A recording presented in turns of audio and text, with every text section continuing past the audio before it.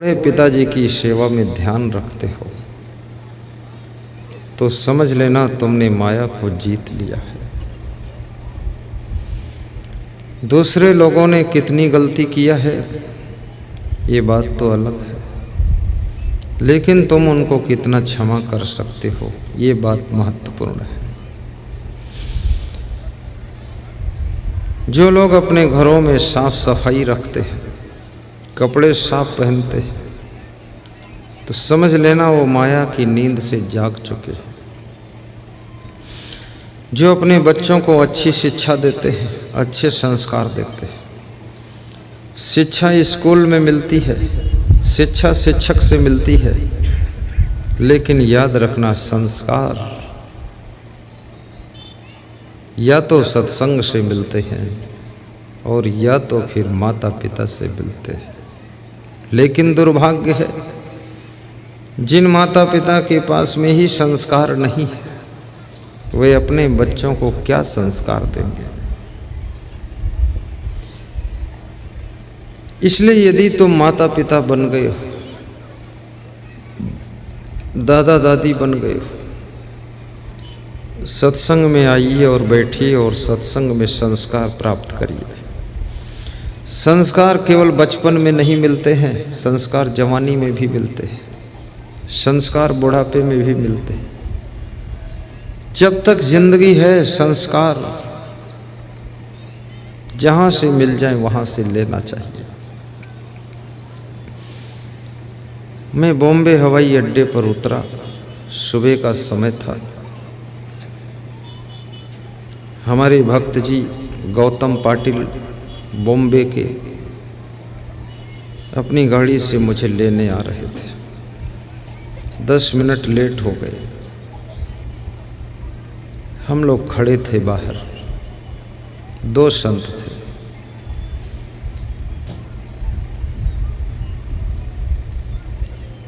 तो वहाँ पर हवाई अड्डों पर एक ठेलिया जैसी रहती है, छोटी सी गाड़ी जिसको हाथ से ढकेला जाता है। एक महिला उस गाड़ी को ढकेलती हुई आती है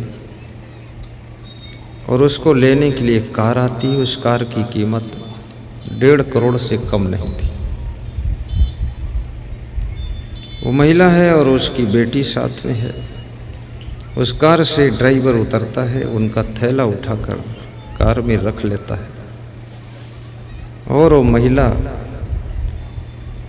उस ठेलिया को, उस छोटी सी गाड़ी को ढकेल कर एक किनारे दीवार के पास खड़ी कर देती है।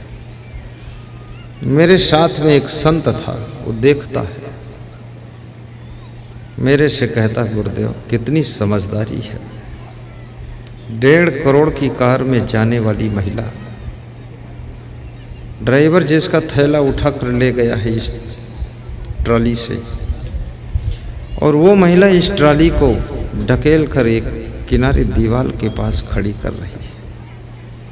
तो मैंने उससे कहा, तूने क्या सीखा? बोले, मैं भी अब ढकेल के किनारे ही खड़ा करूँगा, बीच में नहीं डालूँगा। साधारण से साधारण आदमी कार्य कर रहा है, उसके कार्य को देख करके भी तुमको संस्कार मिलते हैं। और याद रखना, अगर कोई गलत कर रहा है तो गलत संस्कार भी आपका मन कैच करता है। इसलिए कबीर साहब ने मना किया है कि गलत लोगों की संगत मत करो। संगत से सुख उपजे, कुसंगत से दुख होए। कहें कबीर तह जाइए जहाँ अपनी संगत है। बड़ी मजे की बात है, संगत से सुख उपजे। फूल के संग में बैठ जाओ, तुम फूल के पास में बैठ जाओ, गुलाब के फूलों में बैठ जाओ, ना चाहते हुए भी खुशबू मिलती है, सुंदरता मिलती है। लेकिन तुम जहाँ लेटरिन पड़ी हो, लेटरिन का गटर हो, शौचालय का, वहाँ बैठ जाओ, ना चाहते ही बदबू मिलती है। तुम वही हो, खाली जगह बदल गई। फूलों के बीच में बैठते हो, बिना प्रयास के खुशबू मिलती है, सौंदर्य मिलता है, मन प्रसन्न होता है। गटर के पास में बैठे हो, बिना प्रयास के टट्टी की बदबू मिलती है, कीटाणु जीवाणु बैक्टीरिया रेंग रहे हैं, दौड़ रहे हैं, और बिना प्रयास के गंदगी में बीमारी भी फैलती है। कुसंगत ऐसे है जैसे गटर की संगत, सत्संगत ऐसे है जैसे गुलाब के फूलों की संगत। चुनाव आपको करना है, पूरी जिंदगी चुनाव से भरी हुई है। गुरु का चुनाव तुमको ही करना है, शिष्य का चुनाव गुरु को करना है, गाड़ी का चुनाव, चूड़ी का चुनाव, घड़ी का चुनाव, घर का चुनाव, जमीन का चुनाव, विधायक सांसद जिला परिषद का चुनाव, मुखिया का चुनाव, चेयरमैन का चुनाव, सरपंच का चुनाव, पति का चुनाव, पत्नी का चुनाव, संत का चुनाव। किस संत को बुलाकर प्रवचन कराना है, ये भी चुनाव आपको करना है। और सारी जिंदगी चुनावों से भरी हुई है, कदम कदम पर चुनाव का ही खेल है। चुनाव करने में चूक गए तो याद रखना, जिंदगी भर दुख उठाना पड़ता है, धक्का खाना पड़ता है। मार्केट में जाते हो, तुम सामान का चुनाव करते हो, कौन सामान खरीदना है, कौन नहीं खरीदना। और कभी कभी तुम चूक जाते हो, फालतू सामान खरीद कर ले आते हो, घर की जगह भी फंस जाती, पैसा भी फंस जाता और सामान काम नहीं आता। आपकी जिंदगी में चुनाव ठीक होना चाहिए।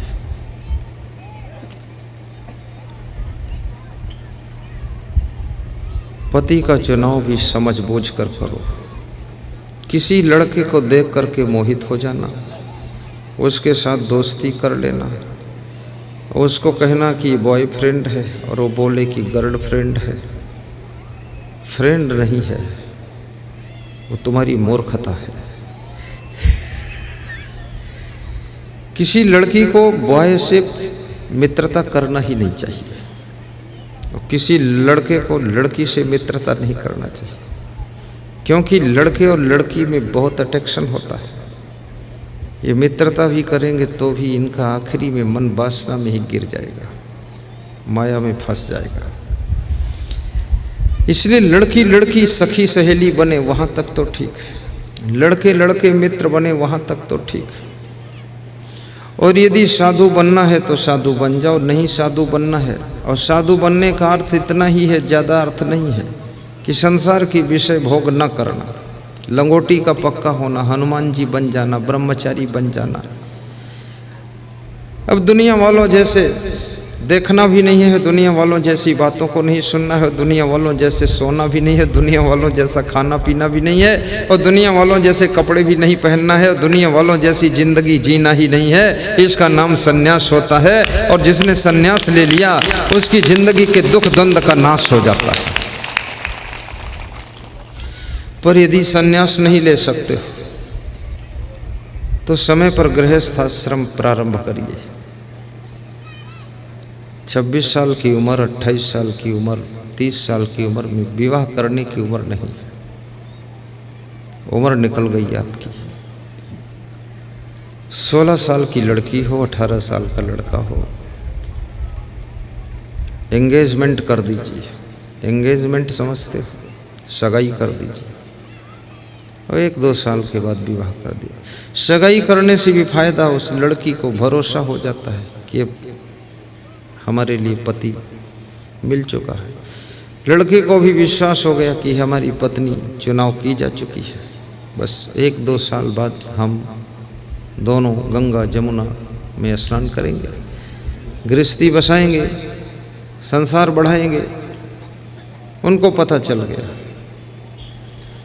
लेकिन जिनकी 26-26 साल उम्र हो गई, कैसे मन को रोकेंगे? रोज सत्संग भी नहीं मिल रहा। 30-30 साल उम्र हो गई, कैसे इस चंचल मन को रोकेंगे? कैसे इन तूफानी इंद्रियों को बस में करेंगे। रही पढ़ने की बात, पढ़ाई आपकी हो सकती है। पढ़ने के नाम पर तो मैं अब भी पढ़ता हूँ, इतनी उम्र हो गई पढ़ाई चालू है मेरी। रोज मैं उपनिषद पढ़ता हूँ, वेद पढ़ता हूँ, शास्त्र पढ़ता हूँ, बीजक पढ़ता हूँ, कबीर के दोहे पढ़ता हूँ, पढ़ता ही रहता हूँ, पढ़ता भी हूँ, पढ़ाता भी हूँ। लेकिन मैं किसी ऐसे राइटर की पुस्तक नहीं पढ़ता हूँ जिसमें दम ना हो। अगर 100 राइटर की पुस्तक मेरे पास आती है तो 99 की कैंसिल करता हूँ, एक की सिलेक्ट होती है। क्योंकि हमसे आगे जिसका माइंड हो उसी को पढ़ना है, और हमसे भी ज़्यादा बुद्धू है तो फालतू क्यों टाइम बर्बाद करें।